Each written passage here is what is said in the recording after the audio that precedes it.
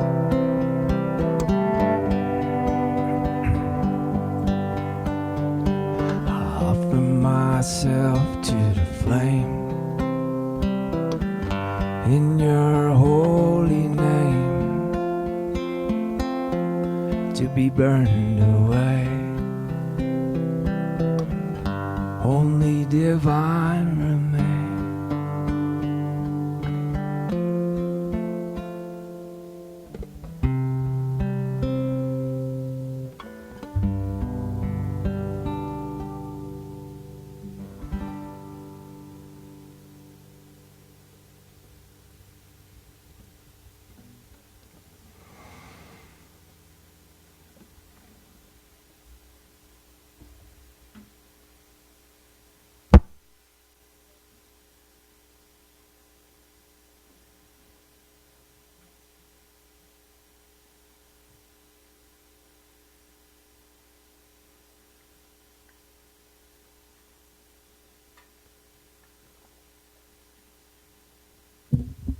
So, Sat Chitananda, Sat is truth or existence. So, do we all agree that there's something existent here? There's something here. That's the truth we can all agree on, right? Okay. Chit is consciousness or intelligence. So there's something aware that there's something here, basically. Do we all agree on that? We're doing better than most of the world right now. That's 2 for 2. The beautiful thing is, those are the principles of creation, Sat and Chit. When we get back to that, that is the truth at the root of every being and everything throughout time and space. We just get back to that, Ananda, which is joy or fullness, is online. Its nature is blissful. Life is blissful at its nature. The fullness of this life, when experienced for a moment, is blissful. That's the design.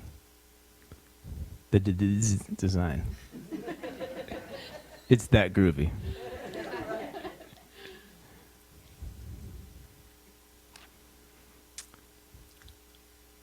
So 2 of my favorite definitions of what awakening is, which there's a lot. Speak to a different teacher from different tradition, and they're all valid from their experience. But what I like for my little Western mind, awakening is the ability to experience life through the senses without the interference of the mind. Now that sometimes can bring things up for people, especially because in certain religious circles they've kind of went to war about the senses and how they're intrinsically bad. But for me, when I had that little experience which I shared earlier, so much bliss because my senses were fully online. To see the incredibleness of the tropics and the green and to breathe that air. And we've all had that experience. When you're just having a good day, man, it feels damn good just to walk. Look at how beautiful that tree is, Someone else is like, let's get back to the point here. I'm trying to tell you about my struggles at work,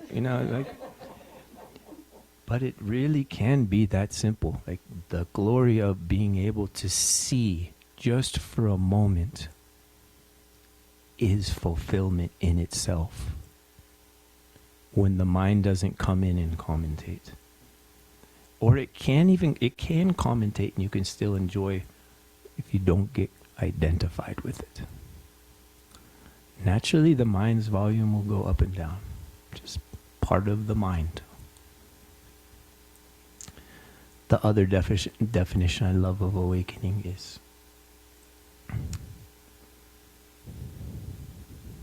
awakening is to experience reality as it is.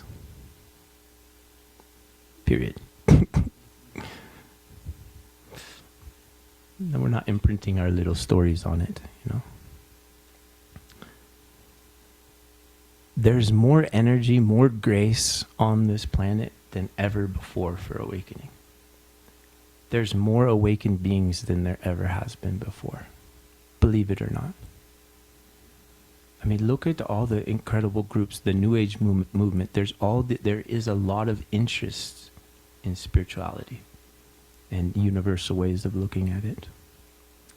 Also, what my teacher used to say was very unique to this time is the timing itself. We are in prime time for a mass awakening. The gates especially opened wide with the 2012 portal. Just like the seasons on this planet, there's also seasons and bigger cycles of the universe which directly impact our consciousness and potential, because there is free will, and then there's also universal will, and there's universal seasons, and there's just all these incredible confluences of everything. My main intention for sitting here with you all today is to hopefully inspire and stir and stoke more intention from each of you for your own awakening, for our awakening, because your step is my step and my step is yours. That's my truth. And our life spins, our life moves from our intention. What is our baseline intention? When we get really clear about our intentions, the whole of the universe gets behind us. It's a principle. You've probably watched it in your own manifestations in your life. Maybe you've had some incredible things that you've created, and maybe in your business or your family or whatever it is. But when you set the human will with a strong intention, and you're clear about that, then the grace comes. And it'll move mountains for that to happen if there's enough passion. If you hold it strong enough. The interesting thing about awakening is that it's not just some fluke for some person who just did all this sadhana in caves and did all these crazy practices, you know. It is our natural design. The technology of the human body is the highest technology on this planet and will ever be. No matter how far they go with nanotech and AI and all this stuff, the potential of human consciousness, when utilized, it's limitless. And the great masters have said that, and many have proven it if you study them closely. So, a passionate intention for our awakening is first and foremost crucial. Do we all have an intention for that in this circle? Nice. Jai.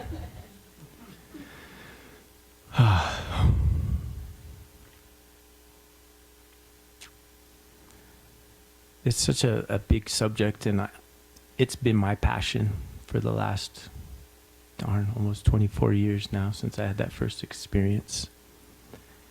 And the beautiful thing about it is that we each have our own path to awakening. And some of the pitfalls that I have seen, because I had the opportunity to live in India more and more, and then just be there for half the year for many years, and met literally thousands and thousands of people on the path, very intentionally holding this vision for awakening and going through strong processes, really putting in the work, you know. There are some obstacles that are common to spiritual people who want this. Are y'all interested in talking about or bringing a little more awareness to those things? Yeah. It's important. The first big one is that awakening is the same for everyone. And so we'll connect with a certain teacher or a certain group and like, oh, I have a strong resonance with this. And then anything that master says is like God for them. And they're going to just follow it to a T because they think that's the path. That can serve for sure. But at a certain point, it becomes a freestyle with our own God. We have to let go to the side of the pool and take a swim into the deep end. And that was really scary for me, especially because I grew up through this guru tradition, But he had a firm talk with me one day. You follow any path, even my path, right, you'll get lost. At a certain point, you have to let go. And you comparing yourself with any other person, you're lost in that moment. It's a love affair between you and your God. And actually, you design your unique awakening with your God. For me, because I became a yogi, like very passionate and deep in that path, I had these really strong intentions and desires to experience certain things. One was I wanted access to what they call samadhi, this space of just absolute absorption, the ability to step out of the sense of individuality at will.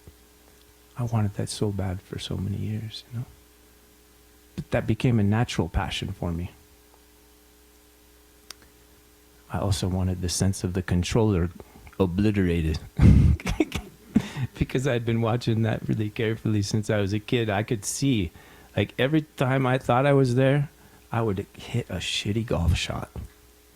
Got really into golf, or snowboarding.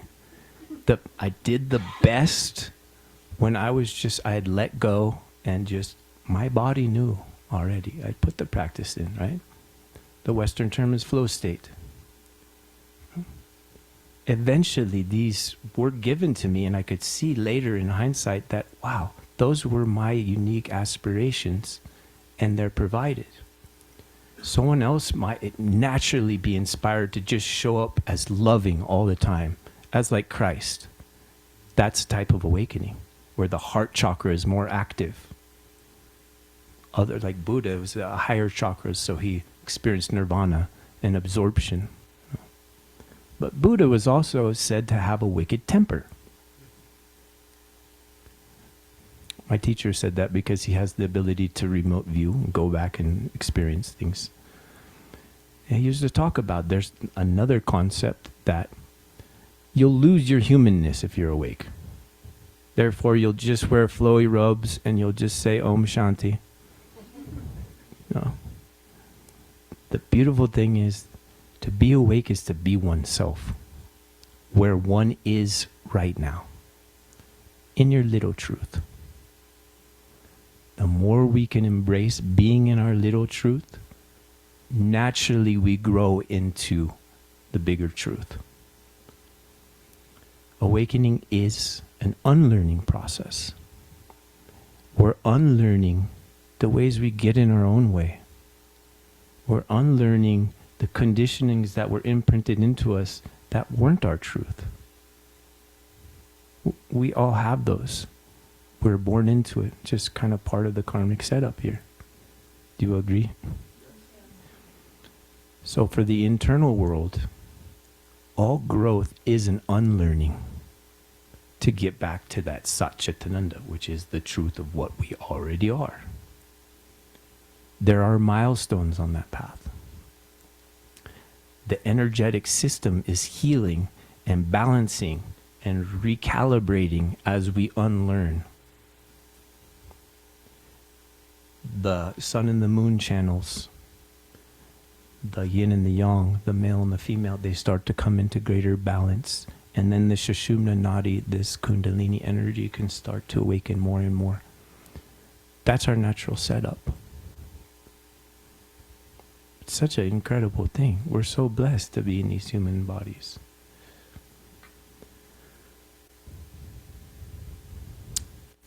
Another concept that I feel like is an obstacle of awakening is that you won't suffer anymore.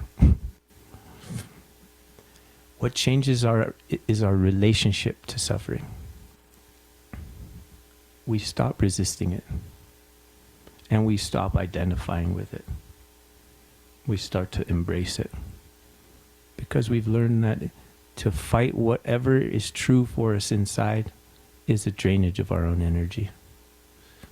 And until every single being on this planet is free from suffering, we will still feel suffering at times. And sometimes being in a high state of consciousness, you can feel suffering worse than ever. But without resistance, you don't feel like you need to run from it. You know you're here to transform it. You're here to embrace it. Because you know the next moment is going to change anyways. All this life is flowing through all of us. It's only reasonable to embrace it in the moment. And in that, when we don't fight it, all the universe is there to meet us in truth. And transformation happens automatically in that. Does that resonate for everyone? Whenever I share, like if there's one tool, that's it. Learning to embrace our truth, no matter how it shows up. And as we cultivate that ability, everything transforms quicker and quicker and quicker. Just a ghastly wave of suffering can hit you. Man, I'm going to need about 17 breaths on this one, But it moves through quicker and quicker. Does anyone have anything they'd like to share or a question or anything before we're going to another song? Oh, it's about time. Man, okay. Do we have time for another song? Okay.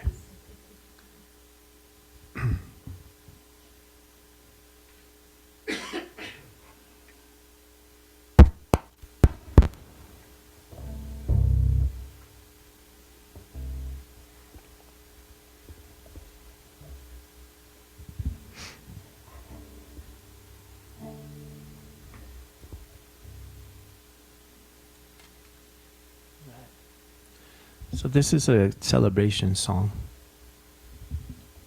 It was born out of gratitude. Came about when I felt like I started living life. And so if you'd like to sing with me, I'd be really grateful. We can do it kind of call and response if you'd like.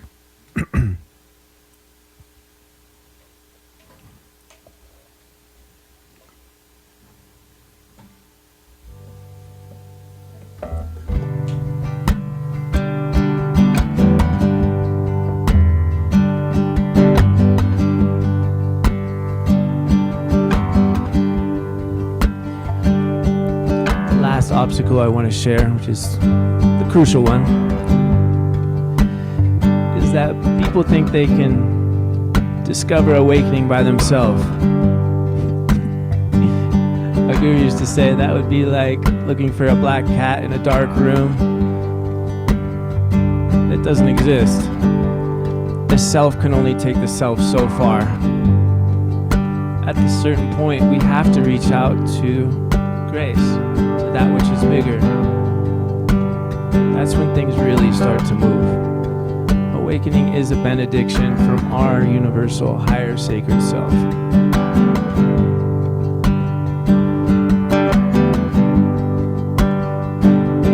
Holy Spirit and Divine Mother, love that holds us.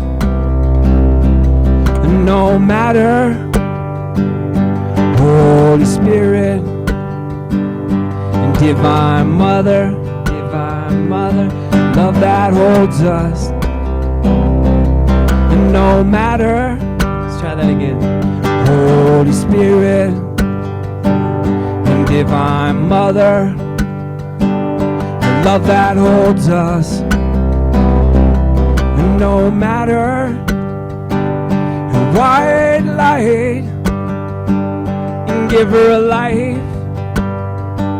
the sweetest softness, and mighty goddess, and white light, and give her a life, the sweetest softness, and mighty goddess. Mama Shakti Bhagavati Jai. Mama Shakti Bhagavati Jai. Mama Shakti Bhagavati Jai. Mama Shakti Pacha Mama Jai.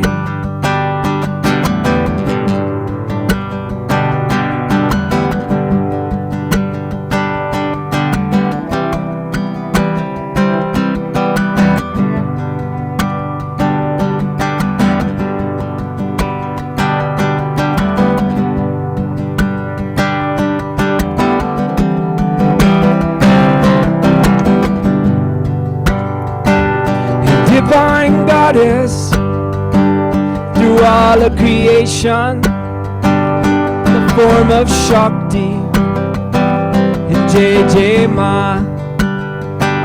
And Divine Goddess, through all of creation, the form of cooperation, Jai Ma, Jai Jai Ma. And Divine Goddess, all of creation, in the form of true wealth and true health, and Jai Jai Ma. And Divine Goddess, through all of creation, in the form of love, love, love, and Jai Jai Ma. Mama Shakti Bhagavati Jai. Mama Shakti Bhagavati Jai. Mama Shakti Bhagavati Jai.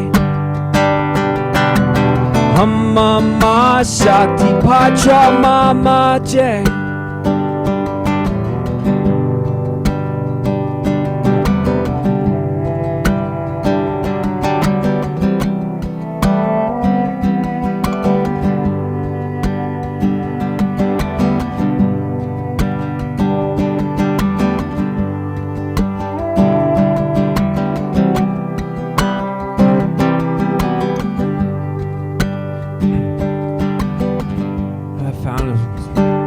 The most powerful practice, at least for me on my path, was simply learning to acknowledge what's already been given.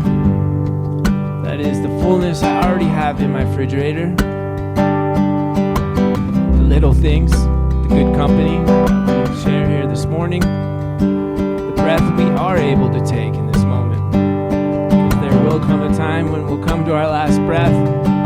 At that moment will become so darn clear, all the precious moments we've been provided. So maybe to close this circle, let's all take some deep moments of reflection on the bounty which already is. There is no state higher than the state of gratitude. And when we're in a state of gratitude, life only wants to give us more. Gratitude garden. Pacha Mama, I'm coming home to the place I belong. Pacha Mama, I'm coming home to the place I belong. And Pacha Mama,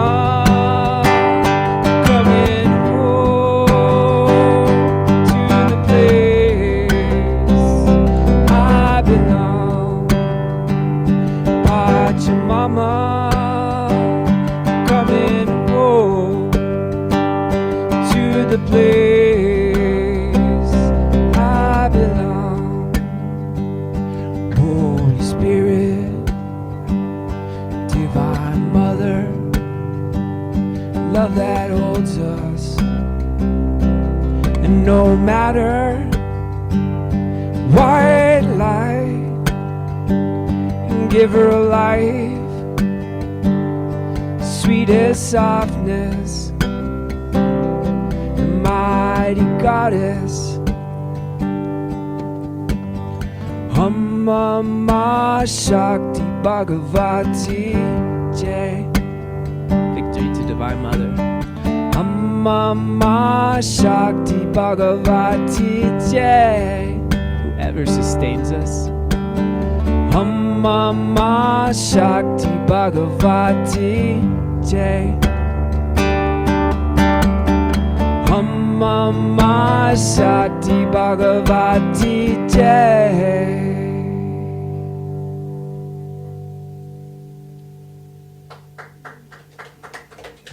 Jai.